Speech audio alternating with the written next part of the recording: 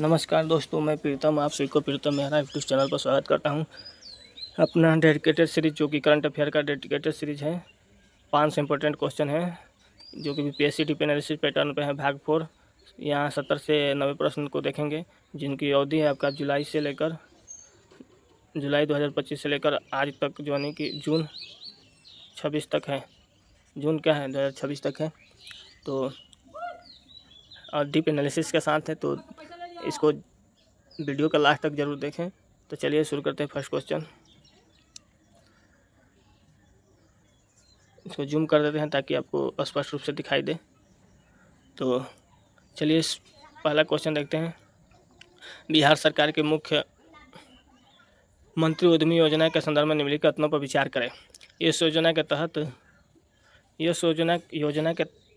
तहत उद्योग लगाने के लिए अधिकतम 10 लाख रुपए तक का ऋण लोन दिया जाएगा।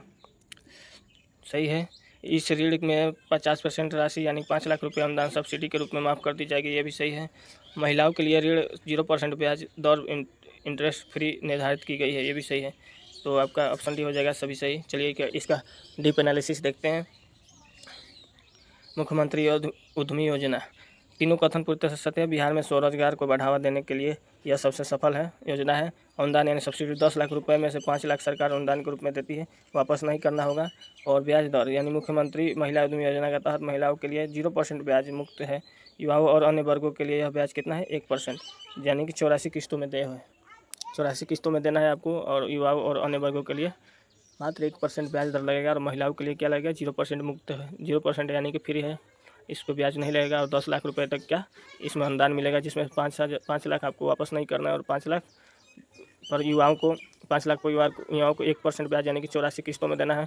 और महिलाओं को 0% पर यानी कि फ्री है, 0% ब्याज है यानी कि फ्री मुक्त है, उसके बाद लौटाना है। चलिए अगला क्वेश्चन पर देखते हैं। इसरो द्वारा वर्ष 2024 में लॉन्च किया गया निम्नलिखित प्रमुख मिशनों को उनके प्रक्षेपण की तिथि के अनुसार सही कालानुक्रमिक पहले से बाद में व्यवस्थित करें। इनसैट 3DS मौसम विज्ञान उपग्रह, XPoSat x ray polarimeter satellite, Pushpak RLV LEX-02। तो इसका ऑप्शन हो जाएगा आपका भी 2 और 1 3। पहले आपका ये लॉन्च किया गया, उसके बाद लॉन्च किया गया इनसैट, और उसके बाद लॉन्च किया गया पुष्पक। तो इसको डीप एनालिसिस में देखते हैं। इसरो के मिशनों का सही क्रम देखते हैं हम। इसरो का मिशन जो 2024 में है, एक्सपोसैट 1 जनवरी 2024, यह ब्लैक होल और न्यूट्रॉन सितारों के अध्ययन के लिए साल के पहले दिन लॉन्च किया गया। 1 जनवरी 2025 को साल के पहले दिन में क्या ब्लैक होल और न्यूट्रॉन सितारों का अध्ययन करने के लिए पहले दिन लॉन्च किया गया है, यानी कि 1 जनवरी 2024 को लॉन्च किया गया। इनसैट 3DS या 17 फरवरी 2024 को इसे GLCV F-14 रॉकेट यानी नोटी बॉय द्वारा मौसम की सटीक जानकारी के लिए लॉन्च किया गया। पुष्पक RLV LEX-02 22 मार्च 2024 को। पुष्पक क्या 22 मार्च 2024 को। इनसैट 17 फरवरी 2024 को। पुष्पक को क्यों लॉन्च किया गया? इसरो के पुनः प्रयोज्य स्वदेशी स्पेस शटल का सफल लैंडिंग परीक्षण है। पुष्पक क्या है, सफल लैंडिंग परीक्षण है। पुनः प्रयोज्य यानी कि रीयूजेबल स्वदेशी स्पेस शटल का सफल परीक्षण है। चलिए अगले क्वेश्चन में बढ़ते हैं। हाल ही में GI टैग प्राप्त करने वाले विशिष्ट उत्पादों को उनके संबंधित सुमेलित करें। विशिष्ट उत्पादों को संबंधित सुमेलित करना है। तो इसमें रूपा तस्करी, चांदी की नक्काशी, काजू नेवी नींबू, मजली मास्क, रीसा वस्त्र टेक्सटाइल। मजली मास्क आपका कहाँ पर हो जाएगा, असम पे हो जाएगा, यानी कि फर्स्ट जो सी का फर्स्ट हो जाएगा। यहाँ पे नहीं है आपका, यहाँ पे है और यहाँ पर है, ये कट गया। असम इसमें दो बार याद है। अच्छा ओ, तो अब आगे बढ़ते हैं। इसका ऑप्शन हो जाएगा ए आपका तीसरा, यानी कि उड़ीसा। ए का तीसरा और बी का पहला और सी का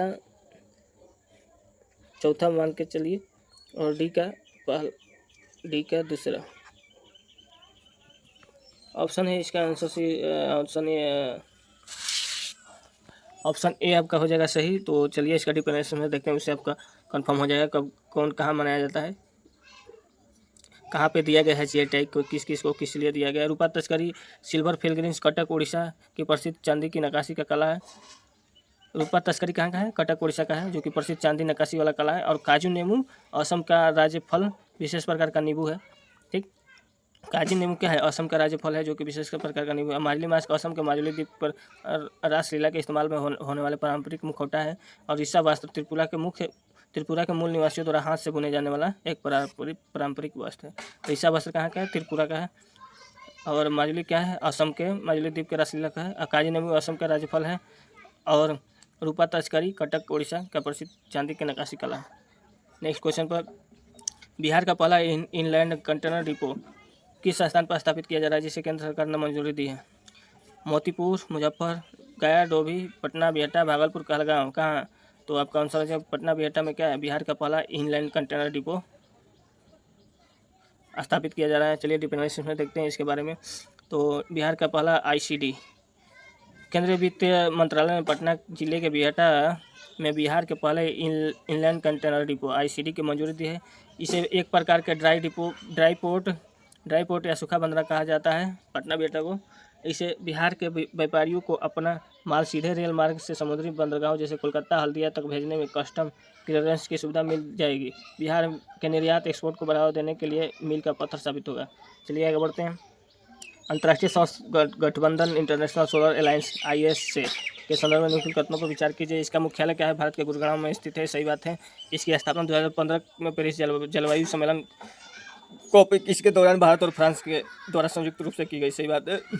हाल ही में यूरोपीय देश माल्टा इसका 119वां पूर्ण सदस्य बना। ये भी सही है। तो आपका सभी क्वेश्चन सही है, तो सभी कथन सही है, तो ऑप्शन हो जाएगा कि 2 और 3 सभी सही है। चलिए डीप एनालिसिस में इसके बारे में अधिक जानकारी लेते हैं। तो इसका जानकारी क्या है? अंतर्राष्ट्रीय सौर गठबंधन ISA के बारे में। ISA भारत के नेतृत्व वाली सबसे बड़ी वैश्विक कूटनीतिक सफलता है। मुख्यालय इसका सचिवालय गुरुग्राम में है। गुरुग्राम के राष्ट्रीय सौर संस्था NICE में है। उद्देश्य one nation, one world, one grid OSOWOG के विजन पर काम करते हुए सौर ऊर्जा का उपयोग को बढ़ावा देना है। माल्टा फरवरी 2024 में माल्टा ने ISA फ्रेमवर्क समझौते पर हस्ताक्षर किया और इसका 119वां सदस्य यानी पनामा 97वां सदस्य बना गया। पनामा 97वां सदस्य बना और आपका माल्टा ने 119वां सदस्य बना समझौता करके। इस फ्रेमवर्क पर समझौता करके 119वां सदस्य क्या बना? आपका माल्टा। और 97वां सदस्य क्या बना? आपका पनामा बना। तो आगे बढ़ते हैं।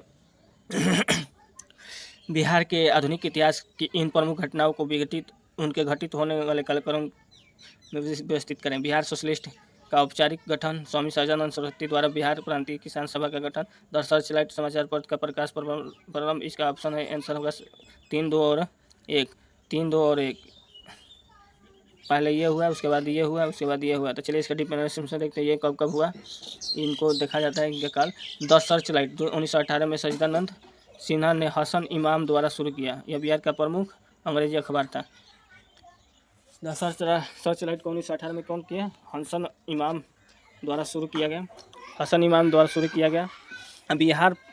बिहार प्रांतीय किसान सभा 1929 में स्वामी सहजानंद सरस्वती ने किसानों को एकजुट करने के लिए इसे बनाया था।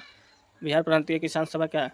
सोनपुर मेले में 1929 में स्वामी सहजानंद सरस्वती ने किसानों को एकजुट करने के लिए इसे बनाया था 1929 में। ठीक, कौन बनाया था? सहजानंद सरस्वती।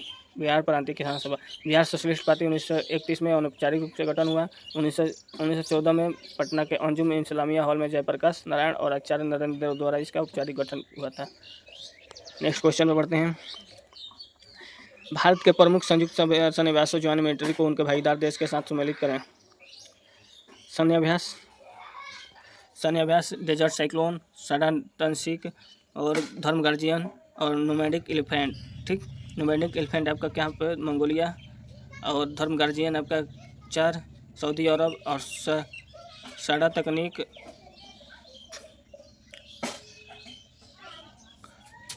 नहीं, धर्म गार्जियन आपका कहाँ पर होगा? धर्म गार्जियन आपका पहला, धर्म गार्जियन हो जाएगा आपका पहला यानी कि जापान। ठीक, और साडा तकनीक आपका चौथा हो जाएगा सऊदी अरब। और डिजर्ट साइक्लोन आपका कहाँ पे होता है? तीसरा UAE। तो आपका ऑप्शन हो जाएगा ये। चलिए अगर डीप एनालिसिस से देखते हैं। डिजर्ट साइक्लोन भारत और UAE के बीच 2024 यानी जनवरी 2024 में राजस्थान के थार में हुआ पहला सैन्याभ्यास था। और साडा तनसीक भारत और सऊदी अरब के बीच राजस्थान में हुआ पहला संयुक्त युद्धाभ्यास। धर्म गार्जियन भारत और जापान के थल सेनाओं के बीच राजस्थान में हुआ। और नोमैडिक एलिफेंट भारत और मंगोलिया के बीच होने वाला प्रमुख वार्षिक अभ्यास है।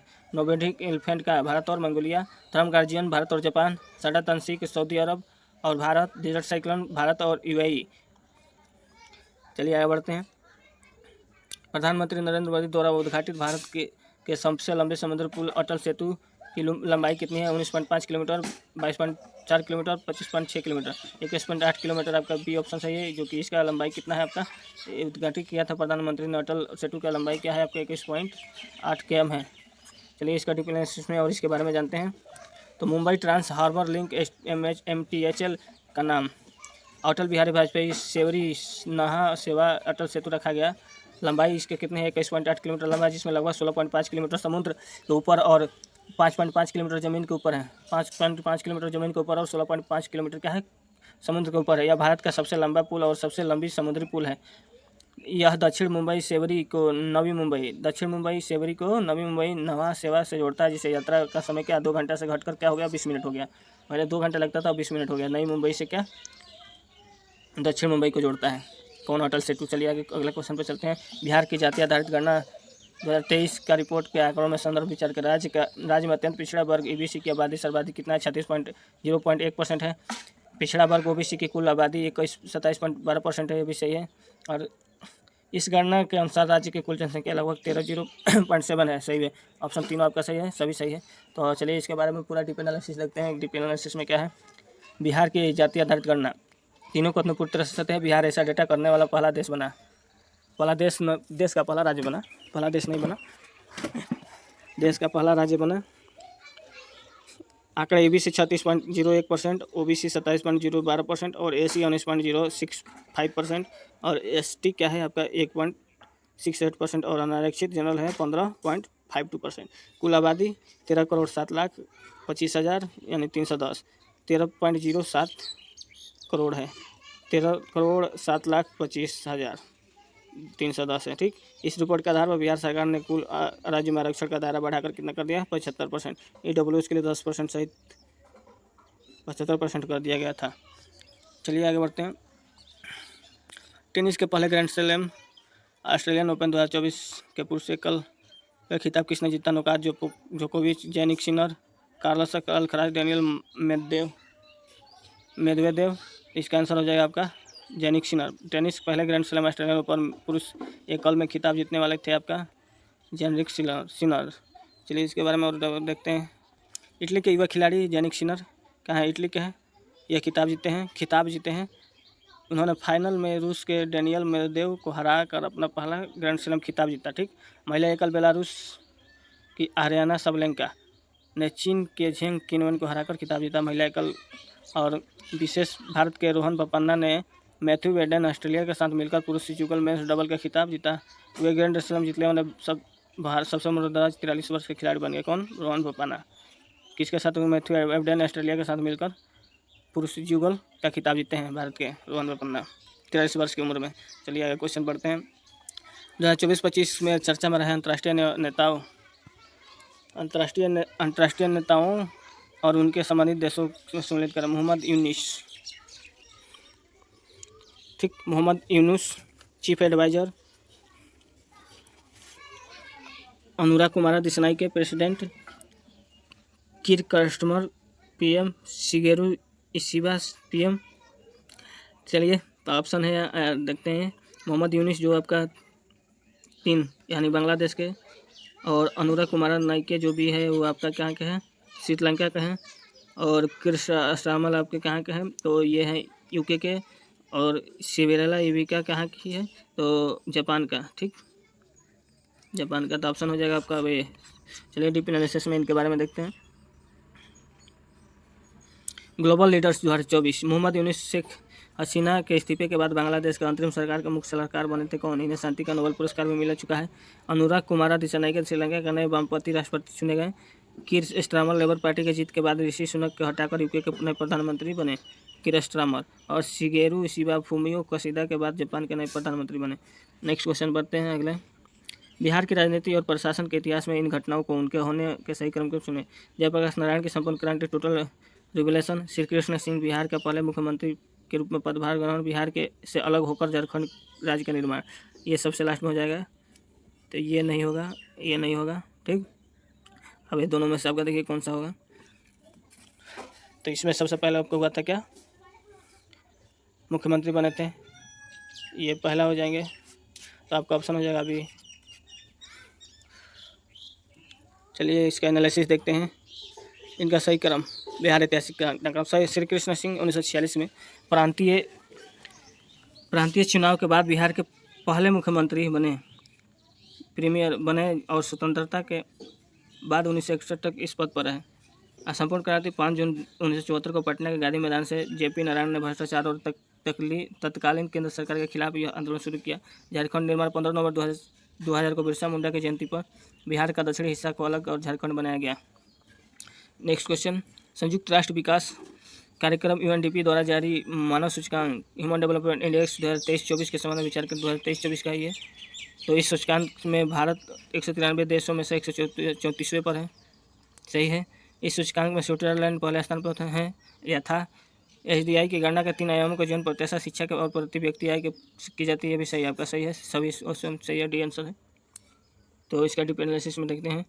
एचडीआई भारत की स्थिति, भारत का स्कोर 0.644 जो उसे माध्यम मानव विकास श्रेणी में रखता है। इसके रैंक क्या था, 134 193। पिछले वर्ष यानी 2023 में 135 थी और ये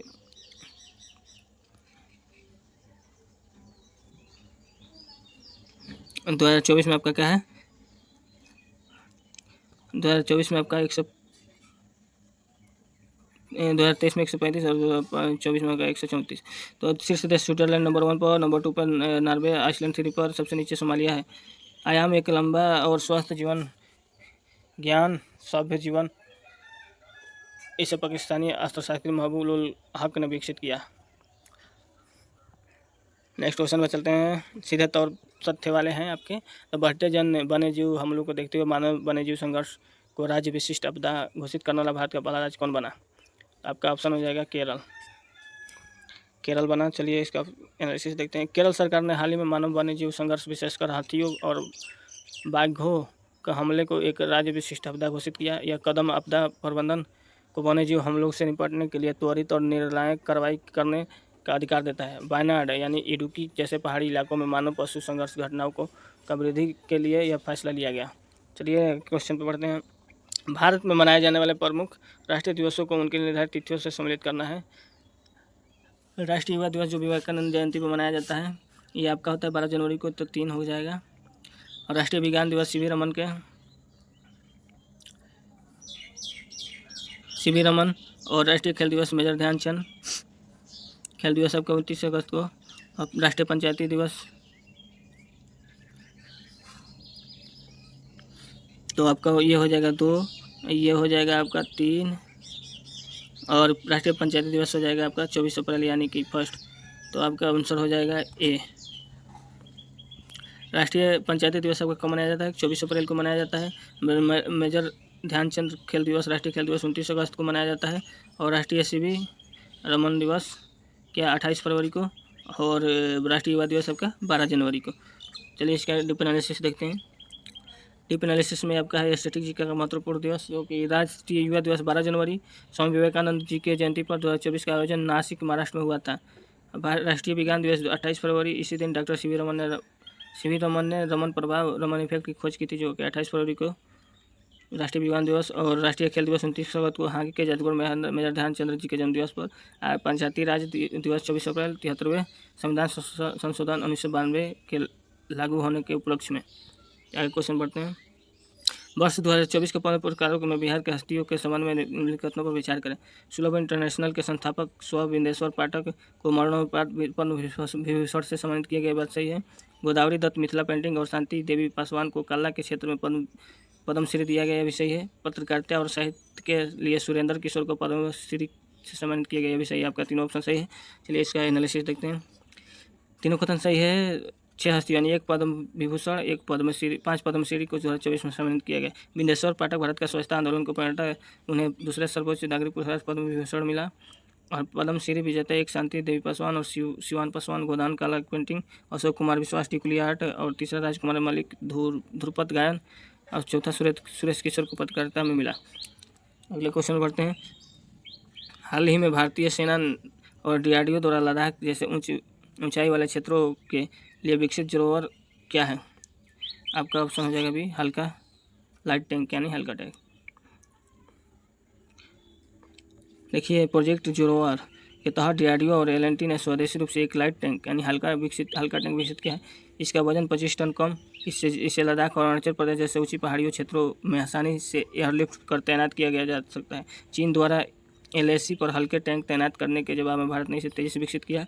इसका नाम महान डोगरा सेनापति जनरल जोरावर सिंह के नाम पर रखा गया है। भारतीय संविधान के निम्नलिखित महत्वपूर्ण संशोधनों अमेंडमेंट्स और को उनके पारित होने के वर्ष के अनुसार कानून को व्यस्त करें।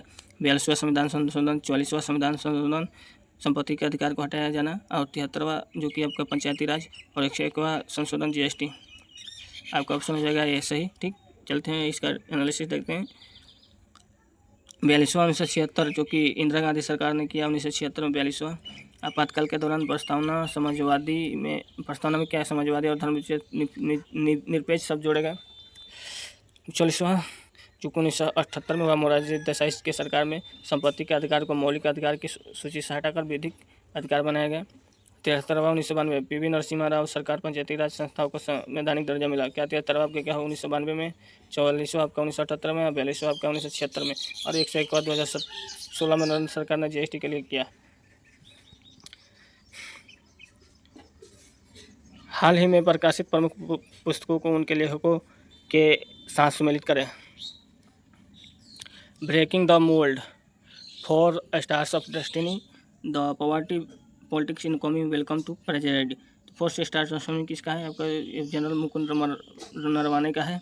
तो बी का आपका पहला इसमें नहीं है, इसमें नहीं है। आपका आंसर हो जाएगा ये। तो चलिए देखते हैं।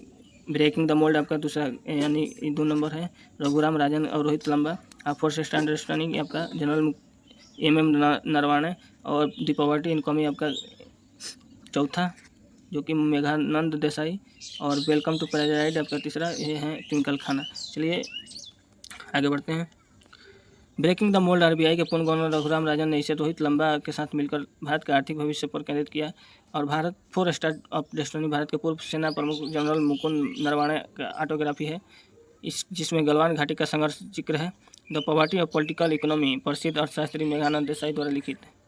वेलकम टू पैराडाइज अभिनेत्री लेखिका ट्विंकल खन्ना का नवीनतम लघु कथा संग्रह है। बिहार की कोसी मोची नदी जोड़ी परियोजना केंद्र सरकार द्वारा स्वीकृत देश की दूसरी सबसे बड़ी नदी जोड़ो परियोजना है। देश की पहली नदी जोड़ो परियोजना कौन सी थी?